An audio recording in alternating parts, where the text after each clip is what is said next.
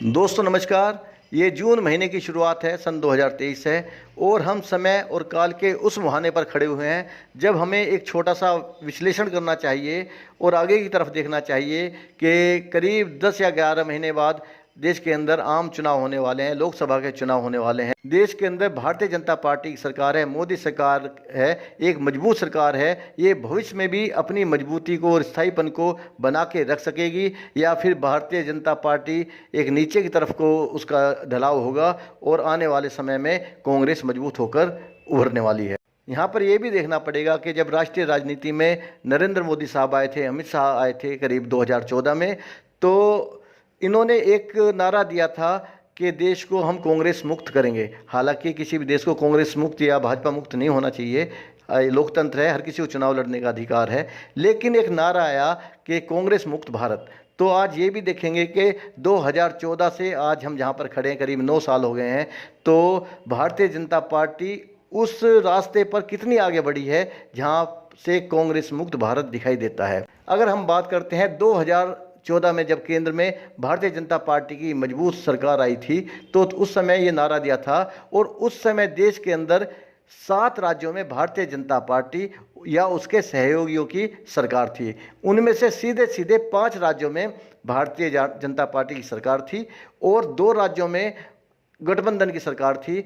आंध्र प्रदेश उनमें से एक था और दूसरा पंजाब था। 2017 तक पहुंचते पहुंचते देश के लगभग 71% हिस्से पर भाजपा की मौजूदगी बन जाती है और जिन राज्यों में भाजपा की सरकार बनती है उन राज्यों के अंदर देश की 71% जनता थी।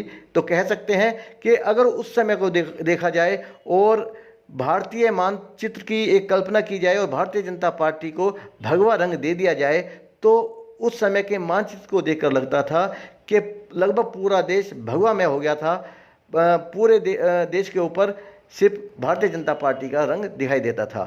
और इस काल को मैं भारतीय जनता पार्टी का निश्चित रूप से एक स्वर्ण काल कह सकता हूँ, स्वर्ण युग कह सकता हूँ, जब भारतीय जनता पार्टी की दृष्टि से हर काम अच्छा ही अच्छा होता जा रहा था, एक के बाद एक जीत मिलती हुई जा रही थी।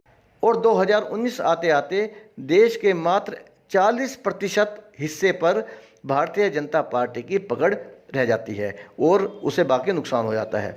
अगर आज की स्थिति में उनका आकलन किया जाए तो पिछले 1 साल के दौरान भारतीय जनता पार्टी के हाथ से करीब 3 राज्य निकल चुके हैं।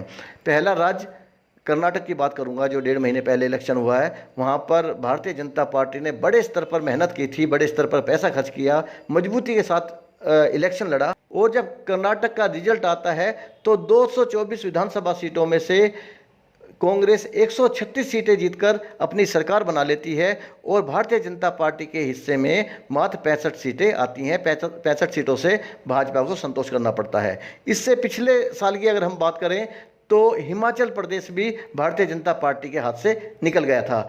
वो करीब करीब तभी बिहार में, जहाँ पर भारतीय जनता पार्टी और नीतीश कुमार की सरकार चल रही थी, किन्हीं कारणों से नीतीश कुमार पलटी मार देते हैं और तेजस्वी यादव के साथ में चले जाते हैं, तो बिहार राज्य भी भारतीय जनता पार्टी के खाते से निकल जाता है। अगर आज की स्थिति में दोनों पार्टियों का कंपैरिजन किया जाए, उनकी तुलना की जाए, तो देश में 15 राज्यों में भारतीय जनता पार्टी या उसके सहयोगियों की सरकार है, गठबंधन सरकार है, जिनमें से 7 राज्यों में सीधे सीधे भारतीय जनता पार्टी के मुख्यमंत्री है। अन्य राज्यों में वहाँ उनके सहयोगी दल हैं, जो जहाँ पर भाजपा दूसरे नंबर की पार्टी बनकर, उनके सहयोगी बनकर काम करती है। दूसरी तरफ कांग्रेस और उसके सहयोगी 7 राज्यों में आज राज कर रहे हैं। 4 में कांग्रेस के मुख्यमंत्री हैं और 3 राज्य ऐसे हैं जहाँ पर कांग्रेस सहयोगी के रूप में है, जिनमें से एक बिहार राज्य भी है।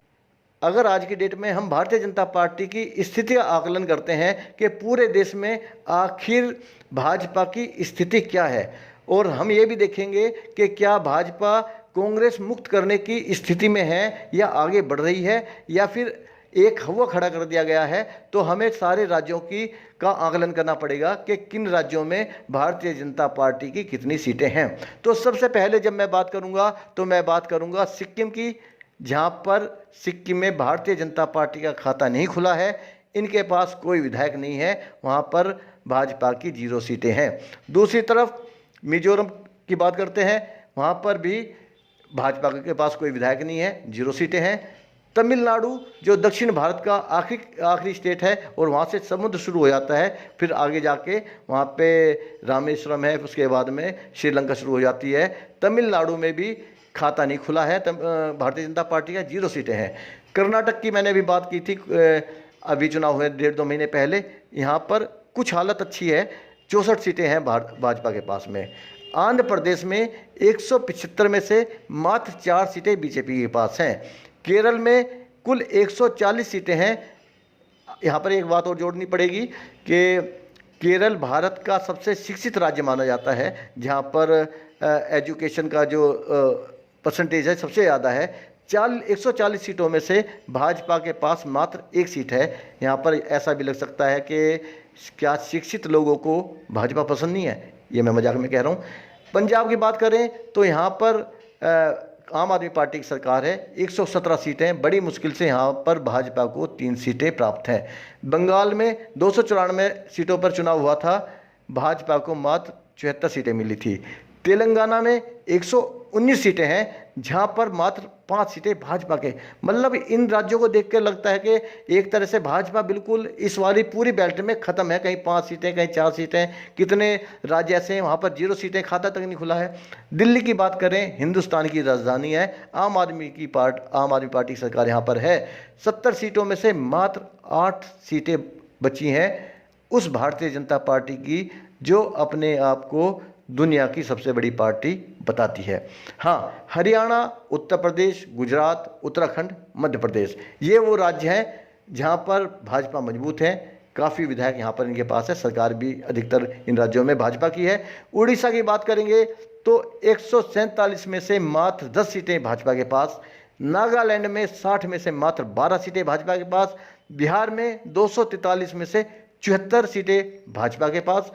अब जिन राज्यों में भाजपा की सरकार तो नहीं है लेकिन गठबंधन में सरकार है, वहाँ पर भाजपा की स्थिति देखते हैं। मेघालय है, 60 सीटों में से मात्र 2 सीटें मेघालय में भाजपा के पास हैं। जम्मू कश्मीर में भी गठबंधन की सरकार है, 87 सीटों में से मात्र 25 सीटें भाजपा के पास हैं।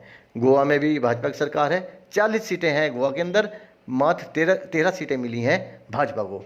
इस तरह से अगर स्थिति का आकलन किया जाए तो देश के अंदर कुल 4139 सीटें बनती हैं और इनमें से जो भाजपा के पास हैं वो है 1516, मतलब 1516 सीटें हैं 4139 में से भाजपा के पास। यहाँ भी थोड़ा सा और अंदर घुसते हैं तो हम यहाँ पे पाएंगे कि भाजपा के पास जो 1516 सीटें हैं उनमें से 950 सीटें मात्र 6 राज्यों में हैं। ये 6 राज्य हैं गुजरात, महाराष्ट्र, कर्नाटक, यूपी, एमपी और राजस्थान, जहाँ की टोटल सीटें मिलाकर विधानसभा की 950 सीटें बनती हैं। अगर 1516 में से 950 सीटें निकाल दी जाएँ तो करीब जो 550 सीटें बचेंगी वो पूरे देश में हैं। मतलब अगर इन 5-6 राज्यों को भाजपा के निकाल दिया जाए तो ऐसा लगता नहीं है कि भारतीय जनता पार्टी देश या दुनिया की सबसे बड़ी पार्टी का कुछ ऐसा महसूस होता नहीं है।